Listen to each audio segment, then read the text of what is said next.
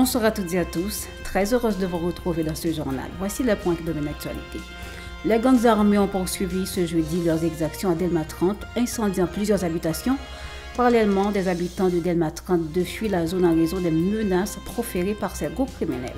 Des tirs ont également été signalés ce jeudi à Sarthe, dans la commune de Cité-Soleil et au carrefour de l'aéroport.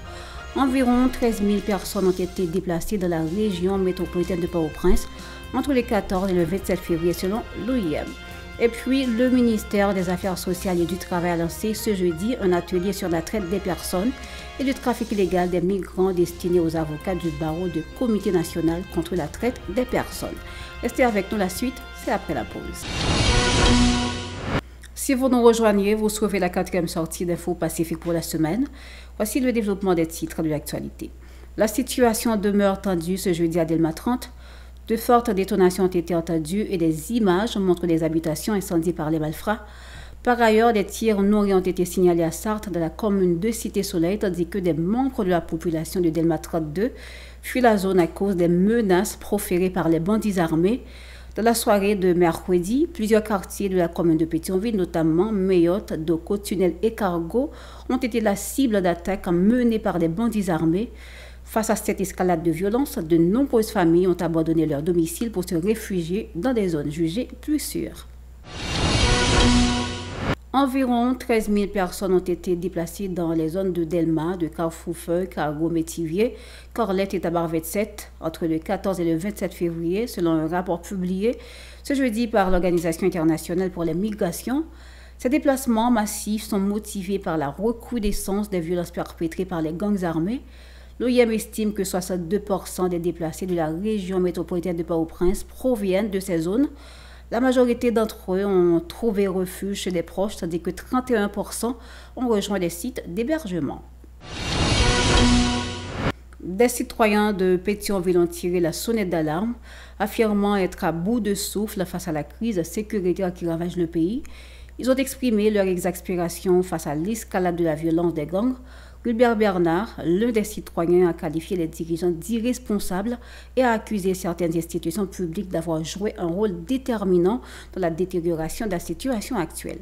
Suivons-le au micro de Yasmin Sanon et Marie-Carmel Auguste. Moi-même, ça a vraiment étonné parce que ça n'a fait parce que comme si moi une décision eux-mêmes. Mais personne ne pas décider. À travers à chaque moment, il y a marché pour un côté, pas même l'État qui voulait prendre disposition. Tout le monde est obligé. Moi-même, je me pose cette question. Qui côté ça pour aller? Qui côté ça qui arrive? Parce que à chaque moment, on retourne où on passe avec tout le monde, on va prendre côté où pour aller. Et nous venons remarquer, même en dehors, nous allons attaquer. C'est que, parce que moi-même, si je ne peux pas arrêter dans la ville, je ne peux pas arrêter la caille. L'État n'a pas prendre responsabilité. Parce que si l'État prend responsabilité, il va couper. Ça me comprend, le problème haïtien, c'est le problème. Le problème haïtien. Haïtien, c'est pas quand nous vivons. Le problème, c'est ça. Nous n'avons pas de monde qui peut diriger nous. Tout le monde n'a pas de voler et poche une pied. Si la femme à Haïti, vous n'avez pas de voler, vous n'avez pas de voler là. Regardez vous, bandits ont marché tout le monde. Tout côté tribal pas la caillou. Et puis autant de aucun président, aucun premier ministre, aucun chef de la police. Tout le monde a couru par un monde qui tient. Alors, on sait pays a fait là. Et voler, avec des gens qui gang dans le pays pour tout le monde. Ni les gens qui sont dans le gouvernement, ni les bandits à Sabadom, tout le même chose. C'est très mal, très mal. Pas fonctionner, pas à aucun côté. L'autorité haïtienne doit manger l'argent, ça, le budget, qui c'est l'argent de la population. Mais ONG, au même moment, il a justifié l'argent international là, il a mangé le tout en Haïti. Il y a un deuxième groupe qui c'est l'Église. À cause de l'Église, l'Église fait aujourd'hui à nous finir lâche. Non seulement il n'y a pas couvrir, nous sommes d'accord pour que nous revendiquions, nous sommes d'accord aujourd'hui pour que nous prenions responsabilité. Et corrompus. Policiers corrompus, eux-mêmes là, c'est des marchés, c'est eux-mêmes Jovenel qui les gardiens système. Les avis sont mitigés quant aux causes et aux solutions à apporter à cette crise insécuritaire. Si certains citoyens estiment que la population doit prendre en main son propre destin pour résoudre la crise, d'autres pointent du doigt les autorités politiques, les accusant de refuser de doter les forces compétentes de matériel et équipements nécessaires pour lutter contre ces groupes criminels. Suivons-les. Et à nos jours, malgré tout le bagage, où tout est politique. Qui politique? Et politique l'État. Ouais, tout ça qu'a fait. Il y a l'État, entité qui est là, qui pour bataille ou l'État. Et à nos jours, malgré tout le bagage, ou tout est politique. Qui politique? Et politique l'État. Ouais, tout ça qu'a fait.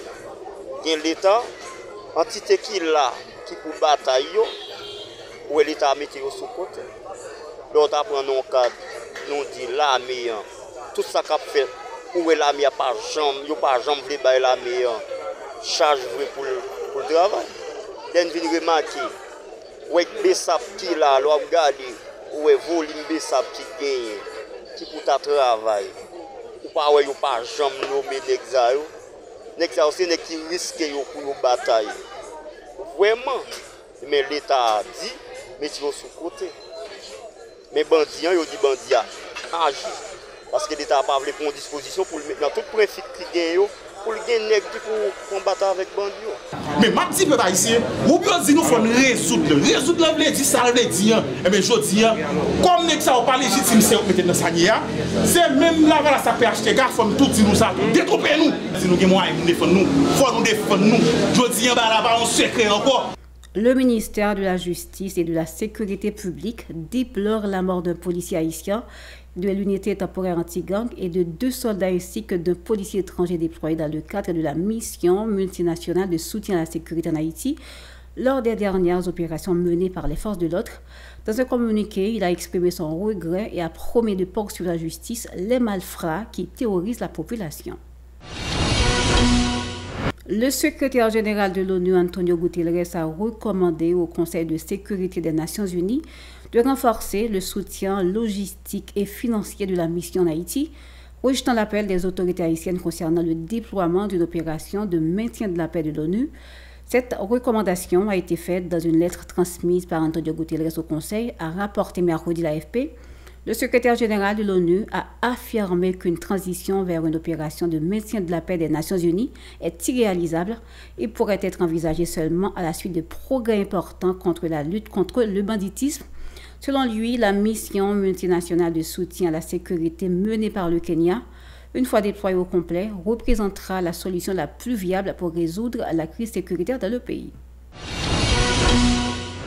Dr Dieudonné Jean-Baptiste a présenté une nouvelle technologie de pointe médicale, notamment des appareils d'oxygénothérapie, hyperbare et de thermographie qui permettront de moderniser le système de santé haïtien. Il a affirmé que les traitements issus de cette technologie sont naturels et permettent de détecter des maladies chroniques. Suivons le micro de Yasmine Sanon et Marie-Carmel Auguste. Après 25 ans de carrière dans la santé publique et puis dans la recherche clinique, nous introduisons des technologies qui permettent d'identifier non pas maladie, mais différents états de santé. Nous avons une technologie qui permet de garder là où commence à dévier et comment on peut corriger avant qu'on arrive dans la maladie, et ceci sans médicaments. Donc, une autre technologie que nous introduisons et que nous faisons, et ça s'appelle la thermographie. Thermographie, il fait photographie thermique corps. Nous avons une technologie que nous gagnons déjà, mais nous pouvons faire promotion, les WAVI.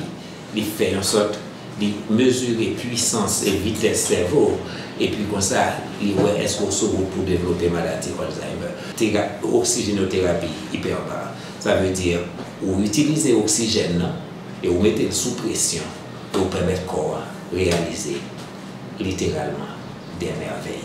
Et plus vous augmentez la pression, plus vous avez un gaz qui va dissoudre dans le sang. Sang, pour transporter l'oxygène tout partout dans le corps, il utilise l'hémoglobine. Mais l'hémoglobine, si vous prenez un oxymètre de peau, vous regardez, vous voyez que presque tout le monde saturé à 95%, 99%, 100%. Et quand on mettez l'oxygène sous pression, il y a deux lois physiques qui expliquent que l'oxygène dissout dans le plasma. Ou qu'à mettre quantité que vous voulez. Et si vous avez suffisamment de pression, vous devez arriver ou pas même besoin d'hémoglobine pour vivre. Tellement qu'à dissoudre en pile oxygène dans le plasma. De plus, Dr Jean-Baptiste a précisé que cette innovation médicale pourrait contribuer à résoudre divers problèmes de santé en agissant directement sur les causes des maladies. Je ne pas même les présenter comme une technologie pour guérir maladie. Bien que il y a des bagailles que les cas guérir, tant pour pied diabète, là, on plaît. On dit que on gagne un plaît, on a une brûlure grave, étendue, c'est le meilleur traitement pour lui. Si on a fait un accident vasculaire cérébral, une crise de tension qui paralyse lui, tout de suite on a sorti de l'hôpital. C'est littéralement le meilleur traitement que le cas. Mais il y a un paquet de bagailles. On dit que y a un monde qui est diabétique et puis on a une neuropathie diabétique. Ça veut dire qu'il y a des douleurs dans le pied, mais ça c'est difficile à traiter par n'importe quel moyen. Ça a un bon petit soulagement, même s'il demande beaucoup plus. Mais pour mieux pour apprendre de l'oxygénothérapie, l'idée c'est que le cas aider à n'importe quel problème de santé. Pour qui ça? Parce qu'il y a une racine côté énergie dans le corps produit. Si vous avez un petit peu plus d'énergie, et là, ça a corps à lui-même, c'est le docteur. Ce n'est pas l'oxygène non guéri, mais il contribue. Aider le corps à faire ça, corps à lui-même, il a fait. Bon, c'est pas nous par exemple, plaie diabétique. Ça fait le pas fonctionner, ça fait le pas guérir, qui fait mon nango plaie dans le pied, et puis plaie à là, mois, 2 mois, j'en pour le bouger, j'en pour le gérer le stress, et j'en pour le manger pour que le pas ait diabète. Mais traitement, c'est 4 piliers, c'est ça, le vrai traitement.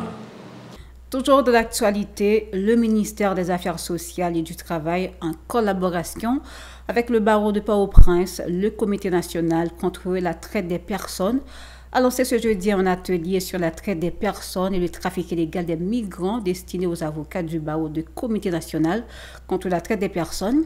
Cette initiative s'étend sur une période de 2 jours. La cérémonie de lancement s'est déroulée à Pétionville en présence du protecteur adjoint du citoyen Amos Auguste, du conseiller de l'Ordre des avocats de Port-au-Prince Jean-Bernard Vacheron, du président du comité André Ibréus et des cadres du ministère. Le mouvement de l'unité de la diaspora haïtienne pour Haïti a identifié 9 problèmes qu'il considère comme étant à l'origine des maux du pays. Majesson Polite, le président du dit parti, pointe du doigt certaines familles qui, selon lui, maintiennent l'oligarchie en Haïti, ainsi que la police nationale qui, estime-t-il, ne remplit pas sa mission. En outre, l'homme politique dénonce le processus référendaire en cours, affirmant que le CPT et le gouvernement ne disposent pas de légitimité pour opérer aucun changement dans la Constitution. Écoutons-le au micro de Yasmine Sano et Marc-Kamel Auguste. Et les nous garder depuis 90, arrivé 2025, comment le peuple a tourné un tout bouillon en bas main, malfecté dans le pouvoir. Et nous, il y a 9 gros problèmes dans le pays. Le premier problème, c'est le secteur étranger. Il y a la famille Clinton. Comment c'est piller le pays depuis 90, arrivé aujourd'hui. C'est tout ces côtés qui mine loyo. Et deuxième problème, c'est le secteur, il y aurait le secteur bourgeois qui mettent tout ça qui à terre là. C'est eux commander WAF, c'est eux qui pour c'est eux qui tout bagage dans mayonnaise. Troisième problème, c'est même peuple haïtien, ils ont mangé l'autre. Quatrième problème, c'est le premier ministre, un premier ministre de facto, un premier ministre Aoussa, qui vient gaspiller tout l'argent pays en net. Et cinquième problème, c'est même conseil présidentiel de facto ça. Et nous dit en Damida, pas aucun référendum qui a fait dans le pays pour changer la constitution. Septième problème, c'est même conseil présidentiel de facto ça. Il y a parlé d'élections et tous les actes malhonnêtes qui ont fait là, ils ont tout. Les organes, massacre fait, Grecier, massacre fait, là, sous Belle, massacre fait. Nous ne pouvons jamais gagner un monde qui lève une petite droite en l'air.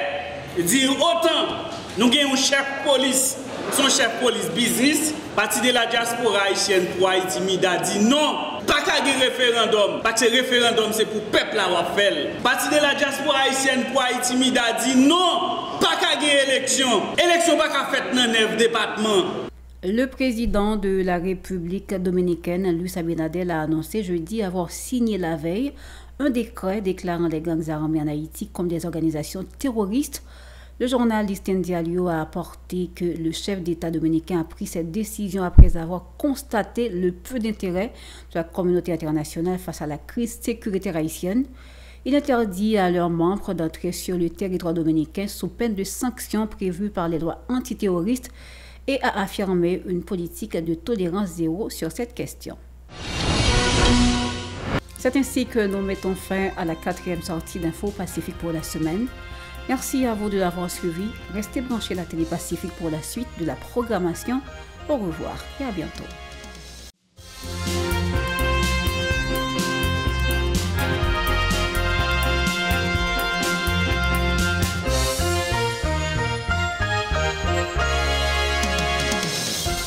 Si vous jugez que cette vidéo est intéressante, n'hésitez pas à liker et partager la vidéo. Et surtout, n'oubliez pas de vous abonner à cette chaîne et activer la cloche de notification pour ne pas louper aucune de nos vidéos.